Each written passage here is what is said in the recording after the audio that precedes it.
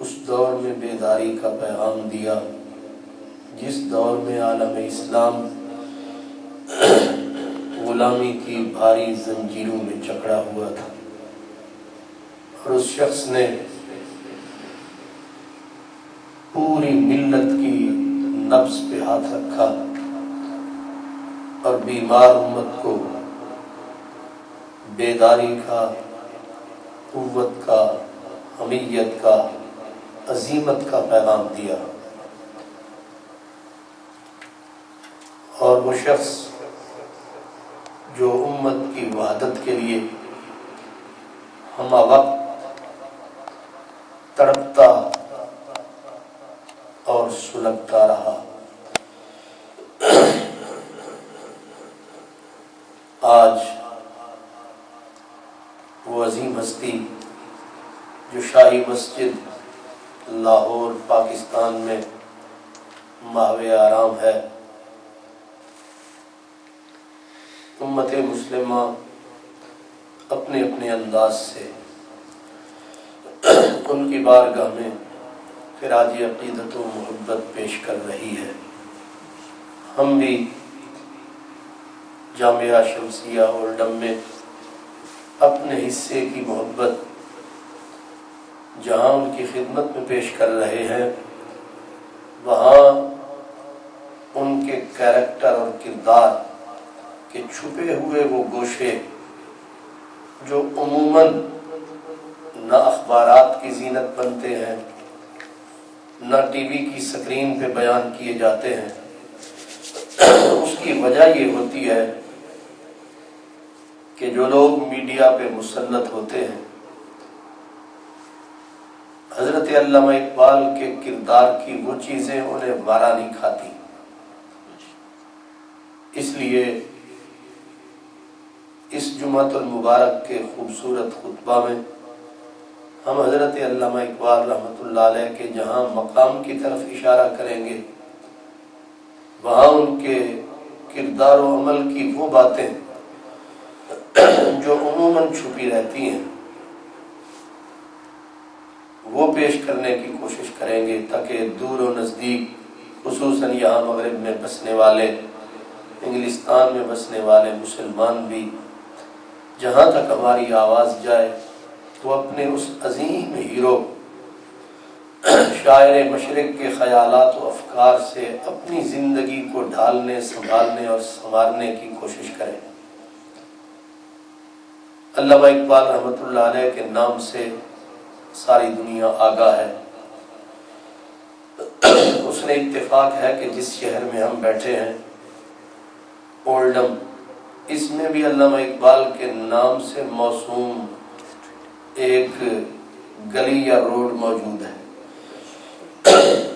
اس سے آپ محسوس کر سکتے ہیں کہ انگلستان جیسے، انگلینڈ جیسے اس خطے میں کئی شہر ایسے ہیں کہ جن کی گلیاں، جن کے روڈز، جن کے کالجز یا کالجز کے حال علامہ اقبال کے نام سے آج بھی گونج رہے ہیں۔ اور یہ صرف انگلینڈ نہیں بلکہ پورے مغرب میں علامہ اقبال کی مقبولیت کا یہی عالم ہے۔ اور عجب یہ ہے کہ وہ علامہ اقبال رحمۃ اللہ علیہ جس نے اس مغرب کی خرابیوں، اس کی جتنے بھی نقائص ہیں، ان کو پوری ہمت اور طاقت سے انہوں نے دنیا کے سامنے عیاں اور بیان کیا، لیکن اس شخص کی صداقت کی یہ طاقت ہے کہ مغرب اپنے عیوب و نقائص سنتا رہا لیکن اس آدمی کی سچائی پہ سر دھنتا رہا۔ علامہ اقبال رحمۃ اللہ علیہ کے مقام کیا ہے، اس کی طرف میں ایک واقعہ آپ کی خدمت میں عرض کرنا چاہتا ہوں، جس سے آپ بخوبی سمجھ سکیں گے کہ اقبال کا مقام کیا ہے۔ وہ شخص جو کہہ سکتا ہوں میں کہ گدڑی میں ایک لال تھا جس کا نام اقبال تھا، وہ شخص جو اسلامی فوج کا گوریلا جرنیل تھا، وہ شخص جس کے بارے میں حضرت سید غلام میرا شاہ رحمۃ اللہ علیہ نے کہا تھا کہ اقبال اپنے زمانے کا قطب تھا۔ محض کسی شخص کے اندر ایک کمی کی وجہ سے اس کے مقام کا انکار کر دینا یہ جہالت ہوتا ہے۔ میں ابتداء میں ہی یہ عرض کر دیتا ہوں کہ ایک اللہ کے ولی سے پوچھا گیا تھا کہ آپ علامہ اقبال کے بارے میں کیا فرماتے ہیں؟ تو اس اللہ کے ولی نے کہا کہ میں علامہ اقبال کو اللہ کا ولی سمجھتا ہوں۔ تو کہنے والے نے کہا کہ آپ علامہ اقبال کو اللہ کا ولی سمجھتے ہیں، اس کی تو داڑھی نہیں تھی۔ تو اس اللہ کے بندے نے، اس اللہ کے بزرگ نے فرمایا کہ میں نے یہ کہا ہے کہ میں علامہ اقبال کو ولی سمجھتا ہوں، نبی نہیں سمجھتا۔ نبی وہ ہوتا ہے جو ہر عیب سے پاک ہوتا ہے، ولی وہ ہوتا ہے جس میں کوئی نہ کوئی کمی ہو سکتی ہے، عیب ہو سکتا ہے۔ عیب سے پاک صرف اللہ نے اپنے نبیوں اور رسولوں کو بنایا ہے۔ اور پھر اس اللہ کے بندے نے آگے کہا، اس نے کہا کہ اسلام کی خدمت کی کرنے والے دو قسم کے لوگ ہوتے ہیں، دو قسم کے سپاہی ہوتے ہیں، دو قسم کے فوجی ہوتے ہیں۔ ایک وہ ہوتے ہیں جو باوردی ہوتے ہیں، ایک وہ ہوتے ہیں جو بے وردی ہوتے ہیں۔ فرمایا کہ یہ آپ ریش مبارک رکھتے ہیں، یہ وردی ہے، اور ایک وہ فوج ہوتی ہے جس کی وردی نہیں ہوتی، اور وردی والی فوج پیچھے ہوتی ہے، بغیر وردی کے انٹیلیجنس آگے ہوتی ہے۔ انٹیلیجنس فوج جو ہوتی ہے وہ آگے ٹارگٹ سیٹ کرتی ہے، وہ دشمن کے علاقوں کے اندر دور تک چلی جاتی ہے، اور پھر ان نشانوں کو، ٹارگٹس کو سیٹ کر کے باوردی فوج کو وہ دعوت دیتی ہے۔ تو اسلام کا جو اسلام کی سپاہ ہے، اسلام کی جو فوج ہے، اس کے اندر بھی دو قسم کی افواج ہے، دو قسم کے سپاہی ہیں۔ ایک وردی والے جنہیں آپ علماء مشائخ کہہ سکتے ہیں، دوسرے وہ ہیں جو گوریلا فوج ہے، اور گوریلا فوج میں علامہ اقبال کا مقام اس بزرگ کے بقول علامہ اقبال اسلام کی بے وردی فوج کا جرنیل اعظم تھا۔ اس لیے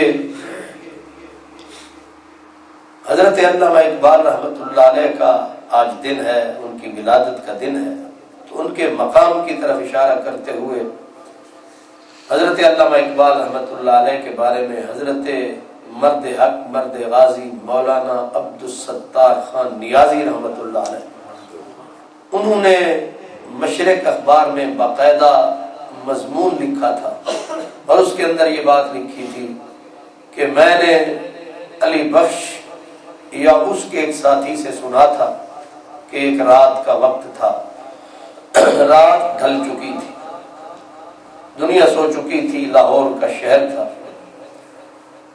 اور رات کا پچھلا پہر تھا۔ اچانک ایک شخص کی آمد، ایک شخص کے تشریف لانے کا پتہ چلا۔ تو علامہ اقبال رحمۃ اللہ علیہ کی عادت تھی کہ آپ بڑے سے بڑا وزیر مشیر بھی آ جاتا تھا تو اپنے کمرے سے باہر نہیں نکلتے تھے، اپنے کمرے میں ہی استقبال کرتے تھے، بسا اوقات بیٹھے رہتے یا کھڑے ہوتے، لیکن نکلنا، صحن تک جانا، پھر گیٹ تک جانا، پھر کسی کو لانا، یہ ان کی عادت میں نہیں تھا۔ تکلف سے پاک تھی ان کی زندگی۔ لیکن اس اللہ کے بندے کے آنے پر رات کے وقت علامہ اقبال خود اٹھے، گیٹ کے باہر تک گئے اور اس بزرگ کو ساتھ لائے۔ پھر سب سے بڑی عجیب بات یہ تھی کہ جس اقبال کی عادت تھی کہ آپ اپنی چارپائی پہ بیٹھتے، مہمان خواہ کتنا بڑا منصب دار ہوتا تھا، اس کو وہ ساتھ والی کرسی پہ جگہ دیتے تھے، چارپائی پر نہیں۔ لیکن اس دفعہ جب وہ بزرگ تشریف لائے تو حضرت علامہ اقبال خلاف معمول، عادت کے خلاف خود زمین پر بیٹھ گئے اور اس بزرگ کو اپنی چارپائی پہ بٹھایا اور گھٹنے زمین پہ، گھٹنوں کے بل بیٹھے، جس طرح ایک صادق مرید اپنے پیر کامل کے سامنے بیٹھتا ہے۔ اب وہ بزرگ باتیں کرتے رہے، علامہ اقبال سنتے رہے، اور علی بخش جو علامہ اقبال رحمۃ اللہ علیہ کے نوکر تھے، 40 سال سے زیادہ جنہوں نے خدمت کی حضرت علامہ اقبال کی، وہ کہتے ہیں مجھے علامہ صاحب نے فرمایا اور کہا علی بخش جاؤ باہر لسی لے کے آؤ۔ اب رات کے 2-3 بجے لسی کا نہ نام نہ نشان، لیکن حکم حاکمہ آرڈر تھا علامہ صاحب کا۔ میں دل میں سوچتا رہا کہ اس وقت یہاں تو دن کے وقت ویرانہ چھایا رہتا ہے، اب یہ رات کو 3 بجے کہتے ہیں کہ لسی لے کے آؤ۔ تو اقبال کے کہنے کے پر علی بخش کہتے ہیں میں باہر نکلا، چلا ہی تھا میں نے دیکھا کہ ایک دکان موجود ہے، دکان پہ ایک بزرگ بیٹھے ہیں سفید ریش اور وہ لسی بنا رہے ہیں، اور مجھے دیکھتے ہی آواز لگائی علی بخش جلدی آ، میں تیرا ہی انتظار کر رہا ہوں۔ علی بخش کہتا ہے میں حیرت زدہ رہ گیا، میں نے دن کو یہاں دکان کبھی نہیں دیکھی، یہ رات کو کھلی ہوئی ہے، اور کہنے والا جو ہے اس کی شکل اتنی حسین و جمیل مشبہ شکل ہے، اور مجھے وہ کہہ رہا ہے کہ تیرا ہی انتظار کر رہا ہوں۔ پہنچا میں، انہوں نے میرے کہنے کے بغیر جلدی جلدی لسی بنا کر مجھے پکڑائی۔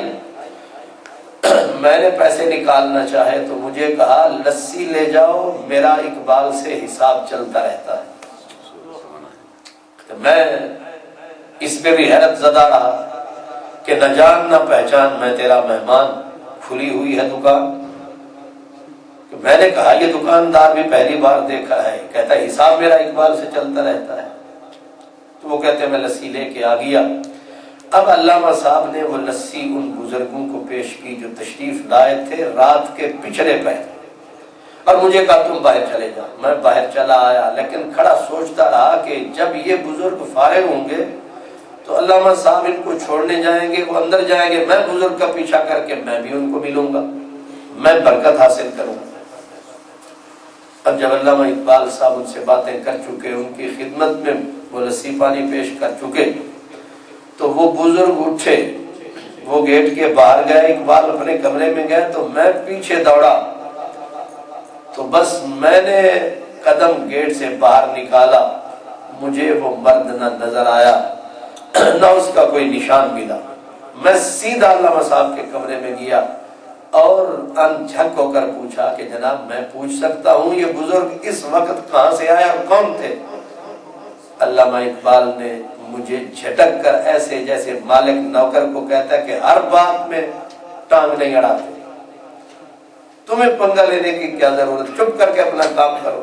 مجھے علامہ اقبال نے جھٹک دیا، بات آئی گئی ہو گئی، لیکن میرے دل پر نقش ہو گئی کہ کسی وقت جب مناسب موقع آئے گا پوچھ کے رہوں گا کہ یہ بزرگ تھے کون۔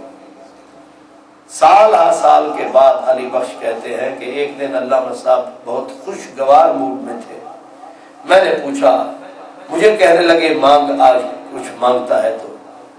اب علامہ صاحب خوش بیٹھے تھے، میں نے کہا جی کچھ نہیں مانگتا، یہ بتائیں کہ اس رات جو بزرگ آئے تھے وہ کون تھے؟ علامہ صاحب نے بہت ٹالنا چاہا، لیکن میں نوکر تھا، پرانا خادم تھا، میں لپٹ گیا۔ علامہ صاحب نے کہا کہ علی بخش اگر میری زندگی میں تو یہ راز رکھ سکے تو تجھے بتا دیتا ہوں۔ تو میں نے وعدہ کیا کہ آپ کی زندگی میں اگر میں رہا میں یہ راز رکھوں گا، کسی کو بتاؤں گا نہیں۔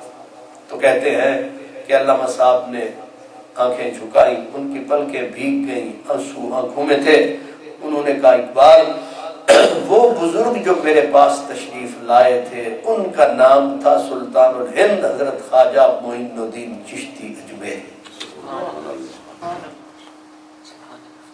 علی بخش کہتے ہیں کہ میں نے کہا جناب آپ کی بڑی مہربانی، یہ تو بتا دیا کہ وہ جو آئے تھے وہ تو تھے حضرت خواجہ خواجگان، لیکن وہ جو دکاندار صاحب تھے وہ کون تھا؟ صبح میں نے تلاش کی، وہ دکان بھی نہیں تھی، دکاندار بھی نہیں تھا، وہ کون تھے؟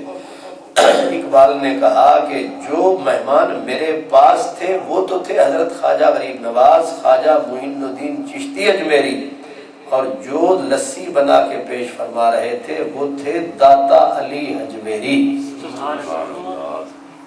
اور وہ حساب کتاب جو فرما رہے تھے، فرمایا کہ علی بخش جب بھی کوئی فقیر اللہ کا ولی داتا صاحب کے پاس آتا ہے تو وہ مجھ فقیر کے پاس بھی ضرور تشریف لاتا ہے۔ اگر دل کی روشنی سلامت ہو تو اس ایک واقعے سے اندازہ لگایا جا سکتا ہے کہ علامہ اقبال کس ٹکر کا آدمی تھا، کس مقام و مرتبے کا وہ آدمی تھا۔ لیکن اس آدمی نے جس انداز کے ساتھ اسلام کی نمائندگی کی، یعنی آپ یہ سمجھ سکتے ہیں کہ صدیوں جو مسجدیں آذان کی آواز کو ترستی رہی، ان مسجدوں کو جن کو یورپ والوں نے اسپین میں بت خانوں میں بدل دیا، گرجوں میں بدل دیا، جہاں صدیوں اذان نہیں ہوئی، وہاں اذان اکیلے جس بندے نے دی تھی اس کا نام علامہ اقبال ہے۔ ویسے تیل لگا کر پہلوان سارے بنے رہتے ہیں، لیکن عملی طور پر جا کر ان در و دیوار کو جو ترس رہے ہیں، جہاں 800 سال اذان ہوتی رہی ہو تو اور اچانک اس کو بند کر کے یا گرجے میں بدل دیا جائے، اس زمین کا کیا حال ہوگا۔ تو اس میں جا کے اذان دی تھی، تو وہ اس کا نام، مرد کا نام حضرت علامہ ڈاکٹر محمد اقبال رحمۃ اللہ علیہ تھا۔ صرف اشارہ کر رہا ہوں کہ عموماً علامہ اقبال رحمۃ اللہ علیہ پر جو بہت زیادہ الزام بلکہ تہمت لگائی جاتی ہے، جس آدمی سے آپ بات کریں گے وہ ایک لمحہ ضائع کیے بغیر فوراً کہے گا وہ تو شراب پیتے تھے۔ ایک لمحہ ضائع کی، اس کا مطلب یہ ہے کہ یہ تہمت اس قدر عام کر دی گئی ہے کہ لوگوں کے دل دماغ میں نہیں، نوکے زبان پہ چڑھی ہوئی ہے۔ علامہ اقبال تو شرابی تھے، اور جو کچھ لوگ تھوڑا سا کتابیں پڑھتے رہتے ہیں وہ ان پر ایک اور الزام بھی لگاتے ہیں، وہ تو قاتل بھی تھے۔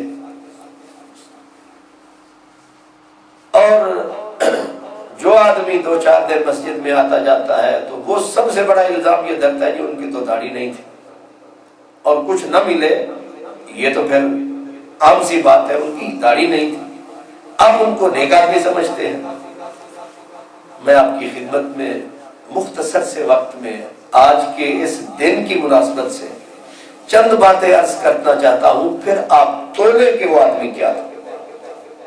انسان کا رشتہ سب سے پہلے اپنے خدا سے، اس بندے کا اللہ سے رشتہ کیسا تھا، آپ اور میں ہم سارے تول سکتے ہیں۔ مثلا علامہ اقبال کی عادت تھی، علی بخش جو ان کا نوکر تھا، ان کے مرنے کے بعد وہ بتاتا تھا، اور وہ باتیں کتابوں میں لکھی گئی۔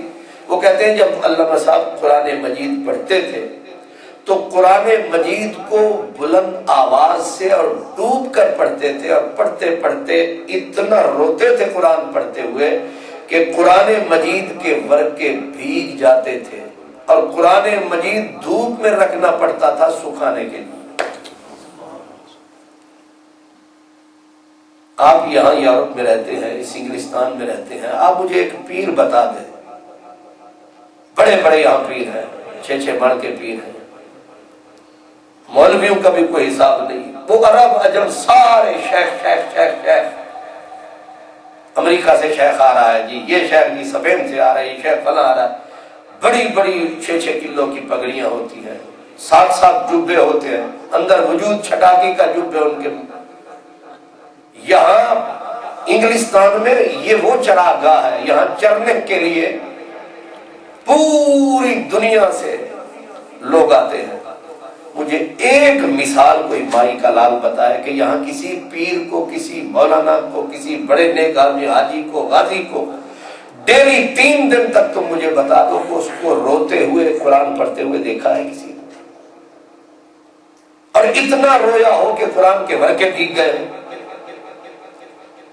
وہ شخص جس کی زندگی، اور پھر صرف یہ نہیں، گول میز کانفرنس میں وہ شخص آیا ہو تو اس کی ادھر وہ جو تھا قانون کی کتاب نہیں تھی، قرآن مجید بغل میں دبا کے لے آیا۔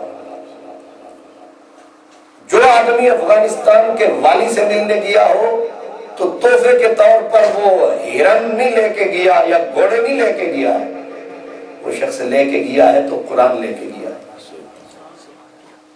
جس آدمی سے پوچھا گیا ہے، جو بین الاقوامی ٹکر کا آدمی ہے، پوچھا گیا ہو کہ آپ کو زمانے کی کسی کتاب نے متاثر کیا، تو اس کا جواب یہ ہے کہ صرف قرآن نے مجھے متاثر کیا۔ سبحان اللہ۔ اور جس شخص سے پوچھا گیا ہو کہ اب آخری عمر ہے، اب کیا وظیفہ ہے، تو وہ شخص 3 باتیں بتاتا ہے۔ ڈاکٹر عبدالحمید ملک اس دور کے ان کے ساتھی تھے، انہوں نے کہا اقبال آپ حکیم الامت کیسے بنے؟ تو جواب میں کیا کہا 1 کروڑ مرتبہ رسول اللہ پر درود پڑھا ہے، حکیم الامت ہو گیا۔ سبحان اللہ۔ میں جلدی جلدی یہ باتیں بتا رہا ہوں تاکہ تھوڑے وقت میں زیادہ باتیں کہیں، پھر آپ ویٹ کریں کہ وہ آدمی اس دور میں کس قدر اور قامت کا آدمی تھا۔ قرآن مجید سے اس آدمی کا رابطہ اور رشتہ یہاں تک تھا کہ علامہ مودودی صاحب کو لکھنا پڑا، انہوں نے کہا کہ اقبال قرآن مجید میں ڈھل گیا تھا اور وہ سوچتا بھی قرآن سے تھا اور روتا بھی قرآن میں تھا۔ اور اقبال وہ شخص تھا جس نے امت کا رخ قرآن اور صاحب قرآن کی طرف موڑ دیا۔ قرآن کے ساتھ اس آدمی کا رشتہ اتنا مضبوط، اسی نے کہا تھا گر تمی خواہی مسلمان زیستن نیست ممکن جز بقرآن زیستن۔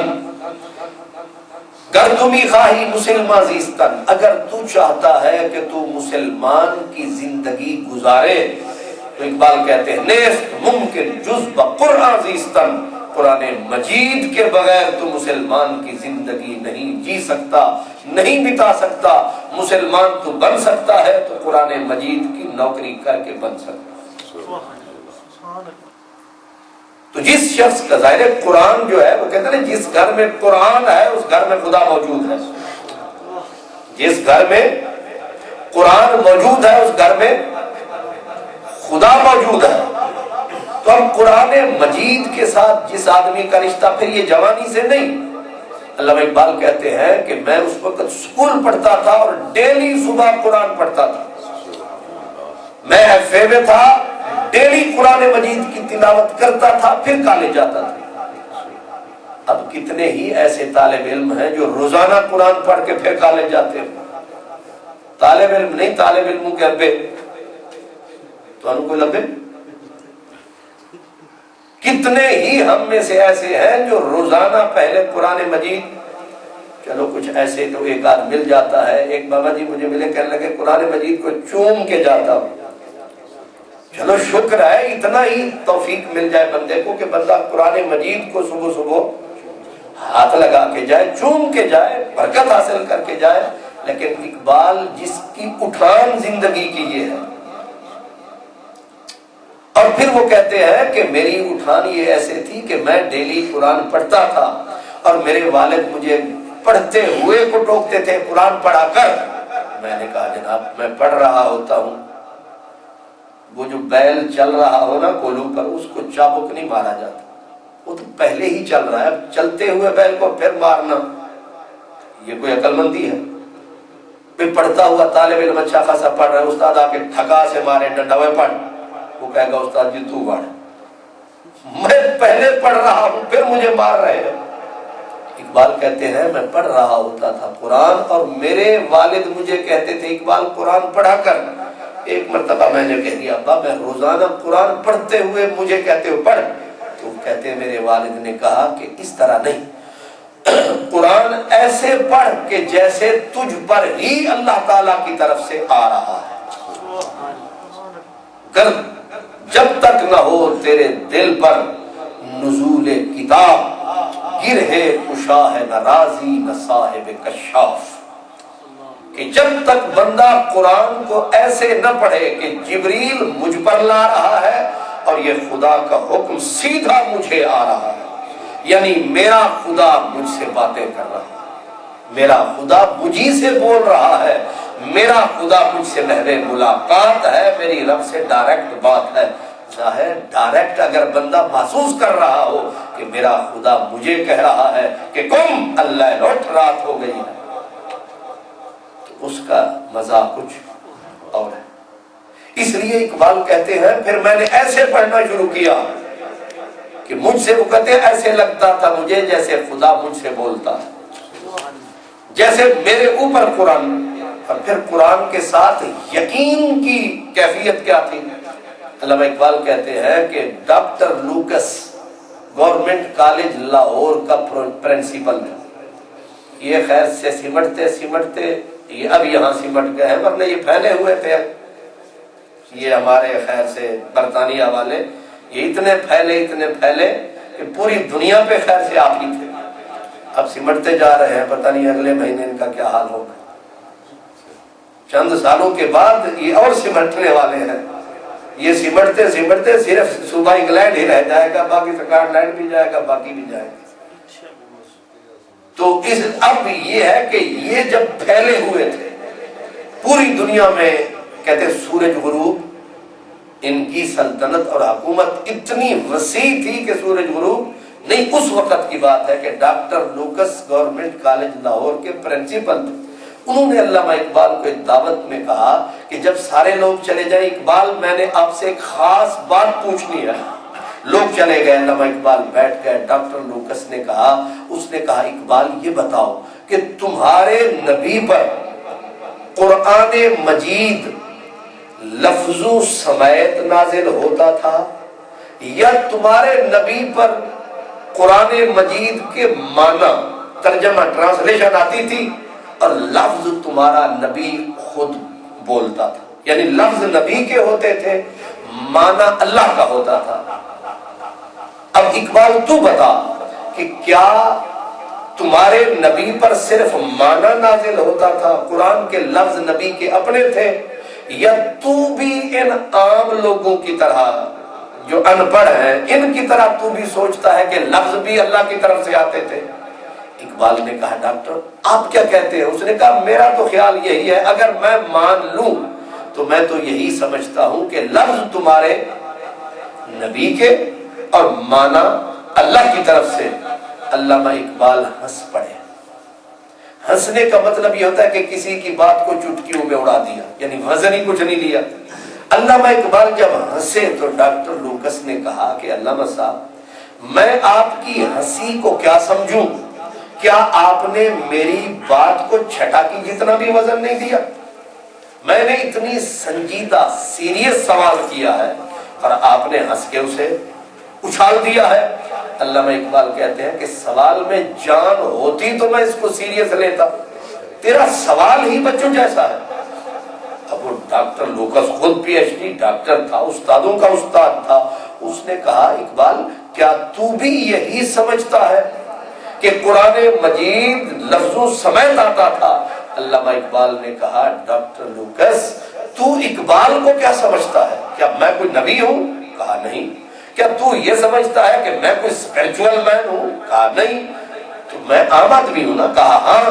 کہا میرے جیسے اس رسول کے ایک گناہگار اقبال کا یہ عالم ہے کہ جب مجھ پر کیفیت طاری ہوتی ہے تو مجھ پر پوری نظم معنی سمیت لفظوں سمیت آتی ہے۔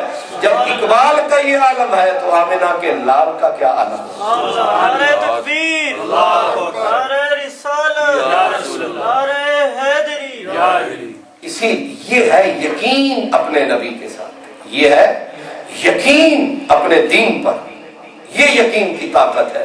اسی لیے وہ کہتے ہیں سن اے تہذیب حاضر کے گرفتار، کالج یونیورسٹی کے اندر پھنسے ہوئے بندے، تہذیب حاضر ہم سمجھتے ہیں بہت ہی بڑی تہذیب ہے یہ۔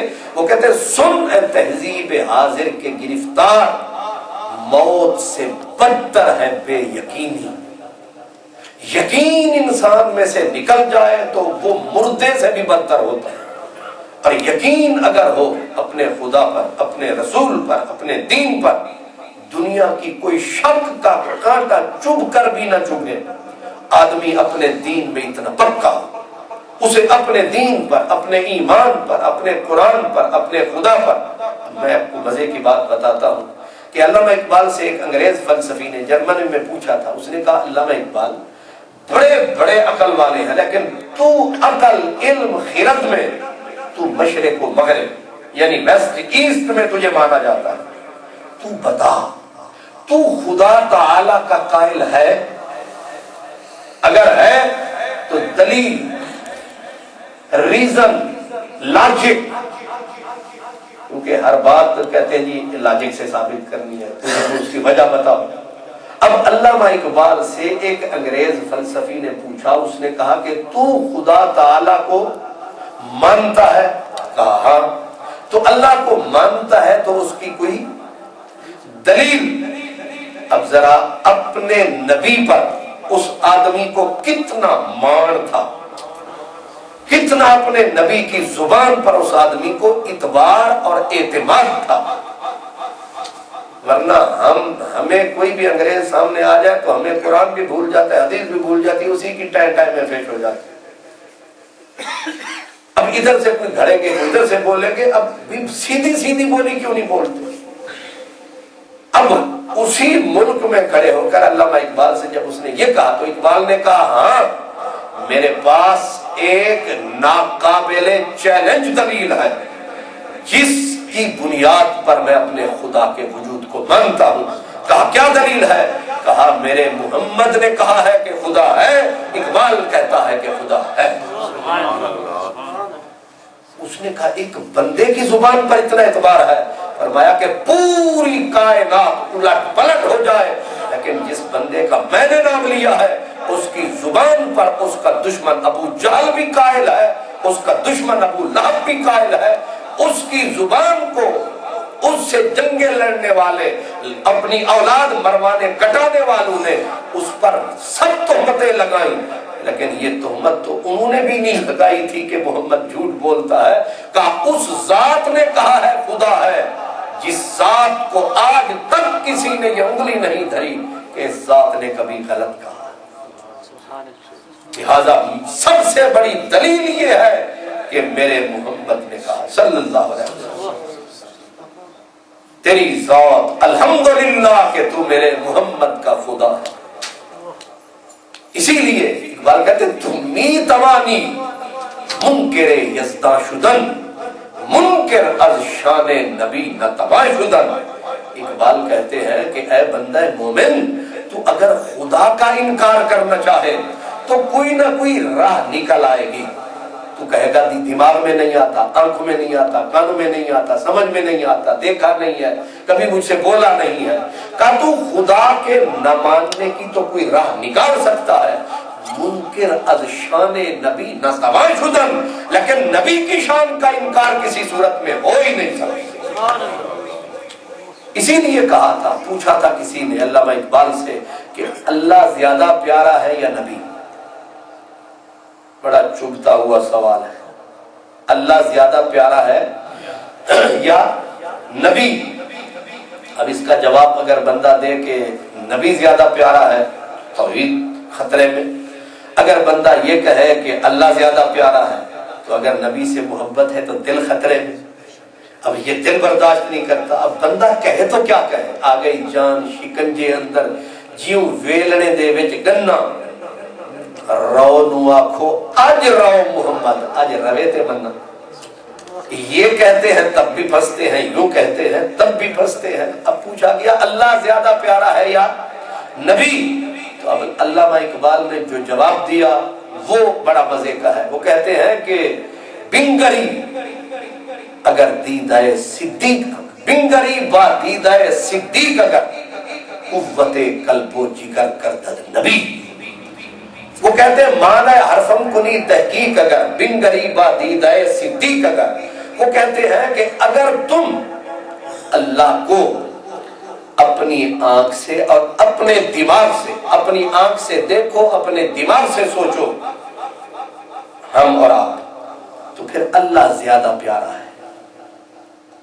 کیونکہ ہماری رینج ہی اتنی ہے، اپروچ ہی.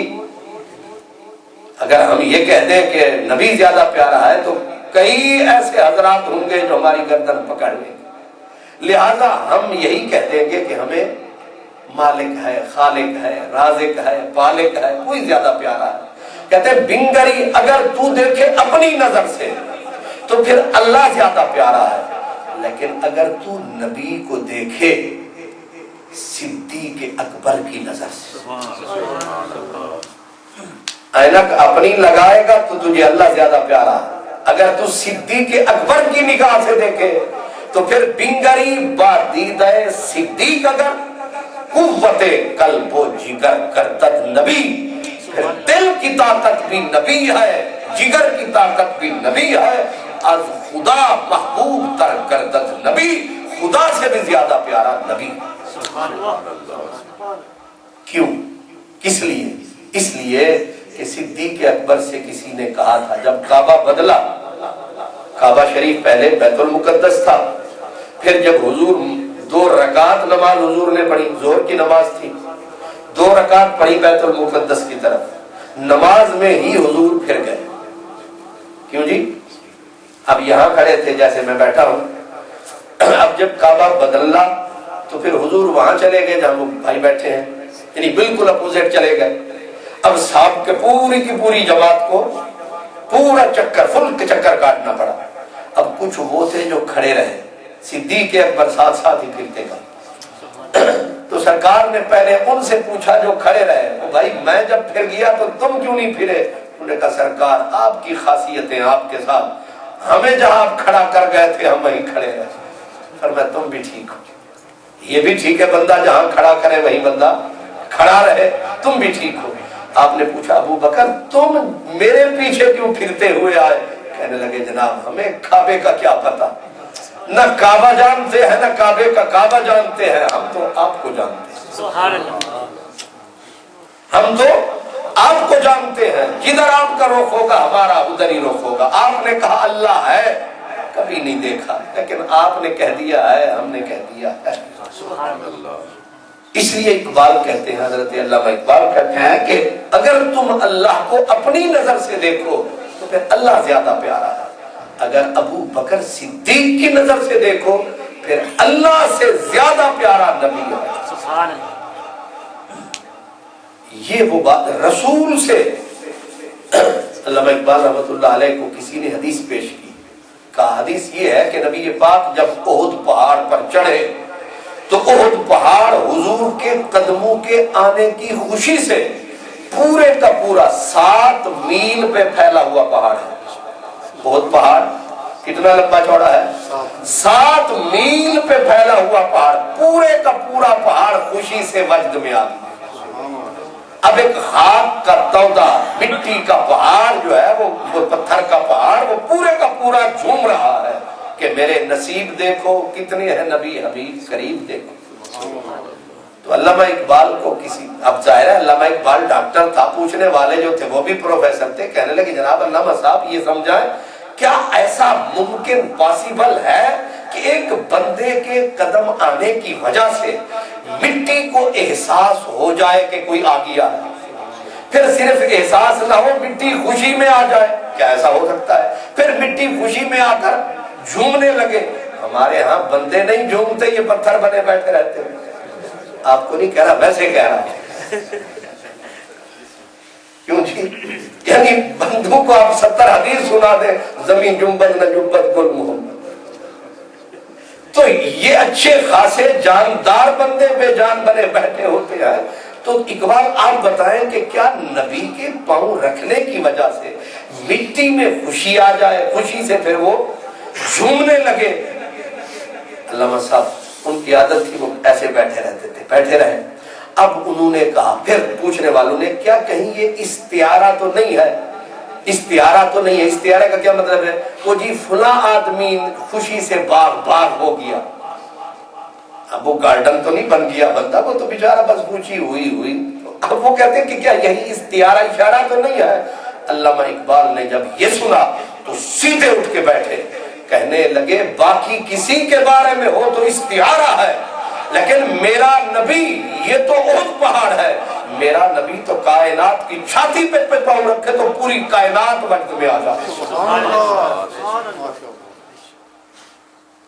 اس منزل پہ آ کر بڑے بڑے پڑھے لکھے حضرات جو ہیں وہ کئی تعویلیں کرنے لگتے ہیں، لیکن اقبال کے بارے میں ہے کہ جب نبی پاک کا نام آ جاتا تھا پھر وہ کسی تعویل کا بھار برداشت کرنے والا بندہ نہیں تھا۔ یہ ایمان تھا اس بندے کا۔ میں بتا رہا ہوں کہ اس آدمی میں اور عام باقی لوگوں میں فرق کیا ہے۔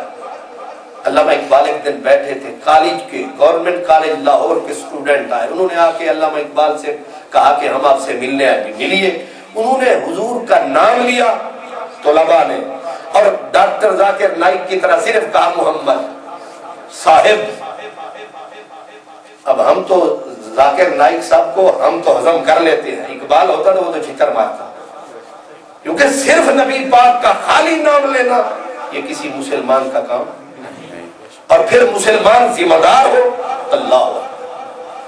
اب حضرت اقبال کے سامنے سٹوڈنٹس نے کہا کہ جناب محمد صاحب کے بارے میں علامہ اقبال رحمت اللہ علیہ نے ایک تو اسی وقت آنکھوں سے آنسو کا طوفان، اور ان کو کہا نکل جاؤ یہاں، ایک سیکنڈ بھی اور نہ بیٹھو۔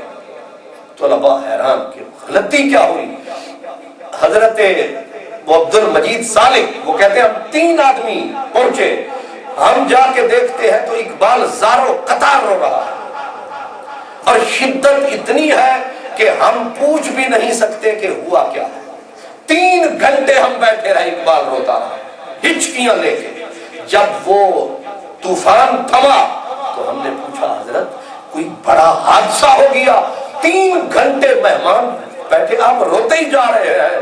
فرمایا میں رو رہا ہوں اس نئی نسل، جس قوم کے طالب علموں کو اپنے نبی کے نام لینے کا سلیقہ نہیں ہے، یہ قوم ہماری نمائندگی کرے گی، یہ قوم ہمیں آگے لے کے جائے گی۔ کہا میں اس قوم کے نوجوانوں کو رو رہا ہوں جنہیں اپنے نبی کے نام لینے کا سلیقہ بھی نہیں آتا۔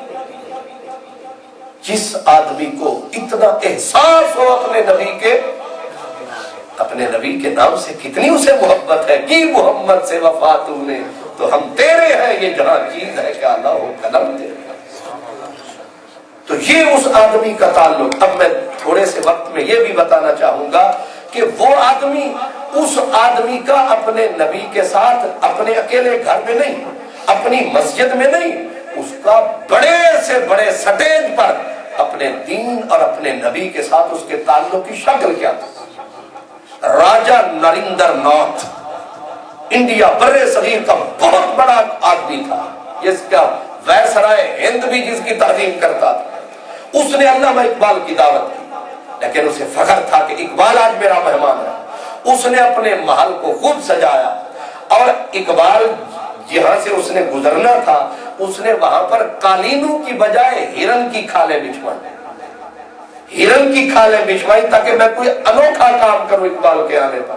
جب ہرن کی کھالیں بچھ گئی تو علامہ اقبال جب وہاں پہنچے تو ہاتھ میں کھنڈی تھی، وہ کھنڈی کے زور پر کبھی پاؤں ہرن کی کھال کے دائیں رکھتے، کبھی ہرن کی کھال پر علامہ صاحب پاؤں نہیں رکھتے تھے۔ تو راجہ نریندر ناتھ آگے آئے، اس نے آ کے کہا جناب میں پوچھ سکتا ہوں یہ کھالیں ہم نے آپ کے پاؤں کے لیے بچھائی ہیں، آپ ان پہ پاؤں ہی نہیں رکھ رہے؟ یہ تو ایسے ہے نا کہ میزبان کسی کے لیے کچھ پکایا اور میزبان ہاتھ ہی نہ لگائے، وہ کہے کہ جناب یہ آپ کے لیے ہی ہے۔ اب علامہ اقبال کو جب اس نے احساس دلایا یہ آپ کے لیے ہے، تو اقبال نے بھرا مجمع، بڑے بڑے نواب، بڑے بڑے رئیس کھڑے ہیں، ہندو، سکھ، انگریز سارے۔ علامہ اقبال نے وہاں کھڑے ہو کر کہا کہ میرے نبی نے، جامعہ شمسیہ میں نبی کا نام لینا سوکھا ہے، لیکن ایسی مجلس میں یوں کہنا کہ میرے نبی نے ایسی جگہ پر پاؤں رکھنے سے بھی منع کیا ہے کہ جس پہ پاؤں آنے سے بندے میں فخر پیدا ہو جائے، غرور پیدا ہو۔ میں اپنے نبی کے فرمان کو بجا لا رہا ہوں۔ اور قصر راحت بھوپال، نوابہ بھوپال نے دعوت کی، بس اشارت، نوابہ بھوپال نے دعوت کی۔ جب وہاں تو ان کے لیے ایک خاص کمرہ سنوارا گیا، سجایا گیا، بہترین قسم کا ان کے لیے بیڈ لگایا گیا، نوکروں کی قطاریں لگ گئی۔ جب علامہ صاحب اس کمرے میں پہنچے، بیڈ پہ بیٹھے اور اٹھے اور اتنا زور زور سے روئے کہ اب پورا محل جو ہے وہ تھر تھرا رہا ہے. وہ بیچارے نوکر جو تھے، کیونکہ وہ بڑا نوکر وہ کرنل تھا، وہ ہاتھ جوڑ کے جناب کوئی میری تو نوکری کا سوال ہے، کوئی کمی رہ گئی. اقبال نے کہا کہ یہ جو بستر تم نے لگا رکھا ہے اس کو یہیں پڑا رہنے دو، یہ جو کپڑا بدلنے والا، کپڑے بدلنے والا کمرہ ہے اس میں کوئی سادہ سی چارپائی لے آؤ اور چادر میں ساتھ لایا ہوں، یہ بچھا دو، میں وہاں سوؤں گا. اب وہ روتے جا رہے ہیں اور کہتے ہیں میں نے وہاں سونا ہے. اب وہ خود نواب گوپال آئے، جناب کوئی کمی رہ گئی، کیا ہوا؟ اقبال نے کہا نواب صاحب میں بیٹھا تھا اس آپ کے نرم و گداز بستر پر، مجھے میرے نبی کی لوہے والی چارپائی یاد آ گئی، میرا نبی ساری عمر اس چارپائی پہ سوتا رہا. اقبال سوئے ان نرم و گداز بستروں پر، مجھ سے اب برداشت نہیں ہوگا، اب میں ادھر ہی سو. جس بندے کا اپنے نبی سے تعلق کا یوں عالم ہو کہ جہاں بھی جاتا ہے اپنے نبی کا تذکرہ ساتھ لیے جاتا ہے. اٹلی کا مسولینی ڈکٹیٹر تھا، بہت بڑا آدمی تھا. مسولینی کے سامنے ایک مسولینی تھا، دوسرے علامہ تھے، باقی ترجمان تھے ساتھ. تو جس وقت مسولینی نے کہا تھا، آپ جن نام سنا آپ نے مسولینی نے، وہ ہٹلر کا دوست، اس نے جس وقت پوچھا اقبال سے کہ کوئی ایسا آئیڈیا دے میں قوم کو ترقی کی راہ پہ گامزن کر سکوں، ایک لفظ اقبال نے کہا تھا، مسٹر مسولینی پرانے شہر کو حد سے بڑھنے نہ دو، نئی بستیاں آباد کرو. اب اس نے کہا کہ میں تفصیل چاہتا ہوں، سمجھا نہیں. جب تفصیل بیان کی علامہ نے تو مسولینی نے ٹیبل پہ ہاتھ مارا. اس نے کہا کیا انوکھا اور اچھوتا خیال ہے آپ کا. علامہ اقبال نے اس کی آنکھوں میں آنکھیں ڈال کے کہا یہ جو میں نے خیال پیش کیا ہے یہ میرا نہیں، یہ میرے نبی مدینے والے محمد عربی کا ہے.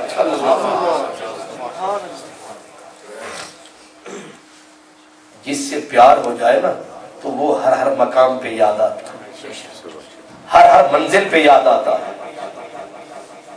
وہ میاں صاحب کہتے ہیں کہ جو جسے دا عاشق ہوندا اسے دی گل کرتا، جو کسے دا عاشق ہوندا اسے دی گل کردا، ہزار مکر بہانے لا کے اسے دے مرنے مرنے.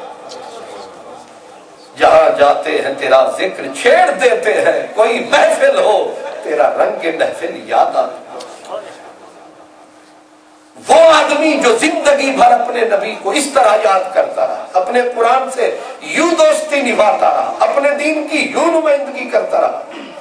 اب میں ٹائم کی قلت کی وجہ سے اس سوال کی طرف آ رہا ہوں جو عام کہا جاتا ہے علامہ اقبال تو شراب پیتے تھے. یہ زمانے کا وہ بڑا جھوٹ ہے. آخری وقت تھا علامہ اقبال کا، آخری ہچکیاں تھیں.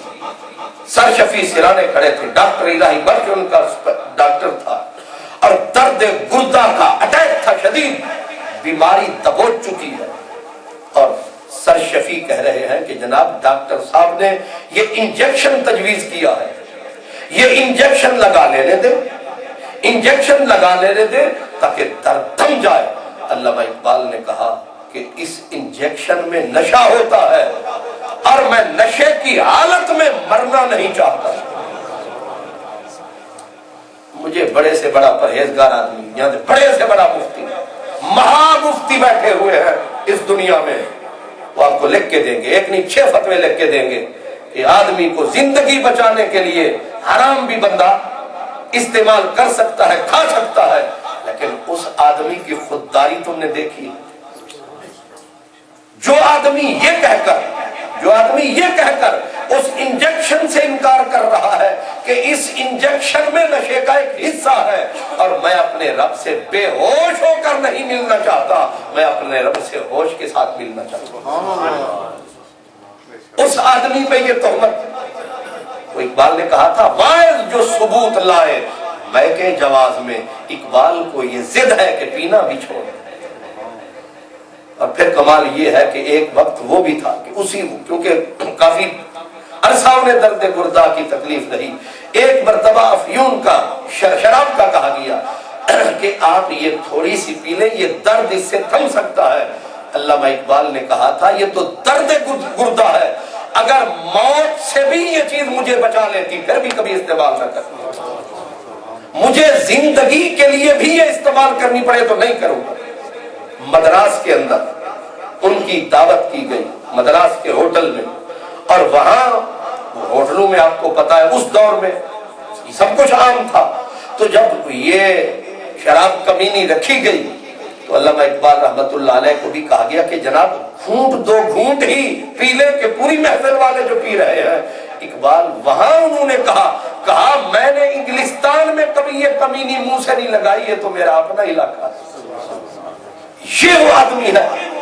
اور پھر گھر کے اندر آپ نے بتایا، فرمایا کہ میں نے تو اس ملک میں رہ کر کبھی منہ سے نہیں لگائی۔ اس آدمی پہ تہمت ہے۔ حیدرآباد دکن کے اندر ایک واقعہ اسی طرح پیش آیا، اس خاتون کا نام تھا حجاب امتیاز علی، وہ خود لکھتی ہے، وہ کہتی ہے میں اس ٹیبل پہ موجود تھی جب اقبال کے سامنے سب لوگ جو پی رہے تھے، تو اب اس آدمی کو، وہ جو بین الاقوامی دنیا کا مانا ہوا آدمی تھا، اس نے کہا اس کو یہاں سے اٹھا لو، کیونکہ اقبال نے زندگی بھر اس کو منہ نہیں لگایا۔ وہ آدمی جس آخری وقت ان کے ہونٹوں پر جو وہ تھا، وہ کہتے ہیں سرود رفتہ باز آیت کے نایت، نسیم از حجاز آیت کے نایت، سرآمد روزگار ای فقیر دیگر دانائے راز آیت کے نایت۔ اس نے کہا تھا ایک رازدار تھا دین کا، پتہ نہیں اب وہ تو جا رہا ہے، اب کوئی اس کی جگہ آئے گا کہ نہیں آئے گا۔ سرود رفتہ باز آیت کے نایت، نسیم از حجاز آیت کے نایت۔ مدینے سے ہوا آتی تھی، اقبال بولا کرتا تھا پتہ نہیں اب مدینے سے ہوا آئے گی کہ نہیں آئے گی، اب کسی کے آ کے دل کی کلی کو کھلائے گی کہ نہیں کھلائے گی۔ اقبال بولتا تھا تو اس نسیم حجاز کے ساتھ بولتا تھا، اب نہ مدینے کی ہوا آئے گی، نہ کسی کے دماغ کے گل کو کھلائے گی، نہ کوئی اس طرح بولے گا۔ وہ آدمی، جس آدمی نے وہ جرم کیا ہی نہیں، تو آپ کہیں گے پھر یہ تہمت اٹھائی کس نے؟ یہ میں آپ کو پورے وثوق سے عرض کرتا ہوں، مرزائیوں نے، قادیانیوں نے، مرزائیوں نے اس قدر علامہ اقبال کے خلاف جھوٹ بولے اور اتنے زور سے بولے ہیں کہ ان پہ سچائی کا گمان ہونے لگا ہے۔ پر انہوں نے کیوں بولے؟ اس لیے کہ اس دور میں جب نہرو جیسا آدمی وکالت کر رہا تھا قادیانیت کی، مسلمانوں کے پاس اتنا بڑا سیاسی قد و قامت کا لیڈر نہیں تھا جو مسلمانوں کی طرف سے بولتا۔ واحد ایک شخصیت تھی جس نے نہرو کا منہ بند کیا تھا، اس کا نام علامہ اقبال رحمۃ اللہ علیہ، ختم نبوت کے مسئلے پر۔ اب اس وقت ٹھان لیا تھا قادیانیت نے، کیونکہ قادیانی یہاں یورپ کے گلی کوچے میں پھیل چکے ہیں، انہوں نے اتنے جھوٹ گھڑے کہ انہوں نے ان جھوٹوں پہ سچ کا گمان ہونے لگا ہے۔ لیکن اللہ جانتا ہے کہ اس شخص کی پوری زندگی ابتدا سے لے کر انتہا تک وہ شخص رسول اللہ کے عشق میں، رسول اللہ کے پیار میں، قرآن کی محبت میں، اللہ کی محبت میں اور رسول اللہ کی امت کی محبت میں اس شخص نے پوری زندگی لگا دی۔ اور اتنا خوددار آدمی بھی آپ نے کبھی دیکھا ہے؟ وہ کہتے ہیں نا کہ every man has a price, ہر بندے کی ایک قیمت۔ جس آدمی کو بڑے سے بڑا وزیر اعظم بکتا ہے، صدر بکتا ہے، اس منڈی میں کون نہیں بکتا ہے، لیکن ایک نہیں بکا تو اقبال نہیں بکا۔ وہ آدمی جس کو اب پیسے ہر شخص کو پیارے لگتے ہیں، آپ دے دیں میں اس کو ہزار ہیلوں سے قبول کروں گا اور کہوں گا اس دلیل سے بھی یہ جائز ہے میرے لیے، اس سے بھی۔ لیکن یہ واحد آدمی تھا کہ جس کو وکالت کی فیس دی گئی، بتایا کہ میاں تیرا کیونکہ وکیل بھی تھے آپ، 3 پیشیوں میں تیرا کام ہوگا، ایک پیشی کے میں 5 روپے لیتا ہوں، تو ٹوٹل بنے تیرے 15 روپے۔ اب فیصلہ ہو گیا 2 پیشیوں میں، جب آیا وہ کلائنٹ اس کو 5 روپے واپس کیے کہ یہ لے لو، اس نے کہا جناب میں تو دے چکا، فیصلہ بھی میرے حق میں ہو چکا، میں تو اور دینا چاہتا ہوں۔ فرمایا نہیں، سودا ہوا تھا 3 پیشیوں کا، کام ہو گیا 2 میں، یہ 2 تو حلال ہے، 30 حرام ہے، لے چکا۔ آرا حکومت جو تھی، آرا ریاست، اس کا مقدمہ آیا اور فارسی اور انگریزی 2 زبانیں جاننے والے وکیل کی ضرورت تھی، کیونکہ کاغذات فارسی میں تھے، فارسی سے انہیں ٹرانسلیٹ کرنا تھا انگلش میں، اور وہ رام داس ایک وکیل تھا ہندو، اس نے اقبال کو جا کے کہا کہ جناب یہ اتنا بڑے نواب کا مقدمہ، کاغذات فارسی میں، فارسی سے ٹرانسلیٹ انگلش میں کرنے ہیں، آپ کے سوا یہاں ہے کوئی نہیں، لہذا ہاتھ نہیں کڑھائی میں سر کڑھائی کرم۔ اب وہ ایک دن کے پیسے ان سے مکے، جب اقبال پہنچے تو وہ رات دن لگ گئے، تو اس رامداس ہندو نے آ کے کہا، اس نے کہا سرکار ٹائم بڑھائیے۔ آپ سمجھ رہے ہیں نا جی، ہم تو آپ پہ بڑھاتے رہتے ہیں، یہ میں بڑھاتا ہوں، میں ٹائم سے پہلے آ جاتا ہوں، ختم بھی ٹائم کے بعد کرتا ہوں۔ اس نے کہا ٹائم بڑھائی، ٹائم کا مطلب یہ ذرا سست ہو کے کام کریں، پیسے جتنی زیادہ دہاڑیاں لگ سکتی ہیں لگائیں، پتہ نہیں پھر موقع ملے نہ ملے۔ تو علامہ اقبال رحمت اللہ علیہ نے پوری سنجیدگی سے کہا کہ مسٹر رام داس، یہ رام داس نہیں بیٹھا، یہ محمد اقبال ہے، یہ ہے اسلام، یہ ہے مسلمان۔ کہا میرے نبی نے کام بڑھا کر مزدوری بڑھانے کو حرام کہا ہے، جتنے وقت میں ہوگا اتنے میں کروں گا، حرام کھانے والا نہیں ہوں، محمد عربی کا امتی۔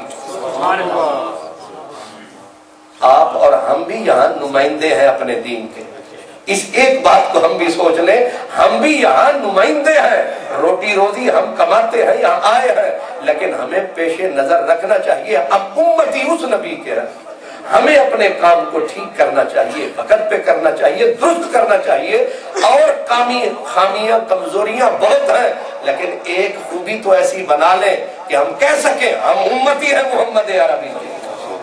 یہ اقبال ہے، یہ اقبال کا تھوڑا سا حال ہے۔ وآخر دعوانا الحمدللہ۔